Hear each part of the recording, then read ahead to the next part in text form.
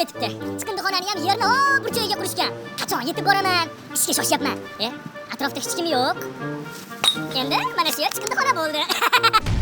Toshkent shahrida xuddi shu kabi ko'rinishda chiqindilarni belgilanmagan joylarga uloqtirib ketish holatlari kuzatuv kameralariga tushib qoldi.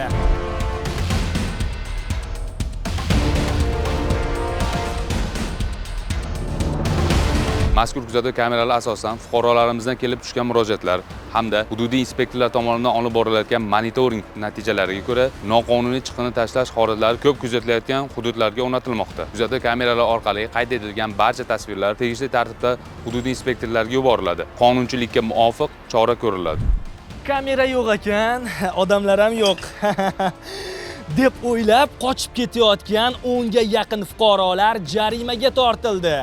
Ushbu kameralar o'rnatilgandan so'ng respublikamizdagi qator tuman va shaharlarda ijobiy natijalarni ko'rsatmoqda. Agar siz noqonuniy chiqindi tashlash holatlariga guvoh bo'lsangiz, Ekologiya va iqlim o'zgarishi milliy qo'mitasining ishonch telefon raqamlariga murojaat qilishingizni so'rab qolamiz. Hurmatli yurtdoshlar, tabiatni, ekologiyani asrash har birimizning o'z qo'limizdadir. Shunday ekan, chiqindilarni har doim maxsus belgilangan joylarda qoldirishingizni so'rab qolamiz.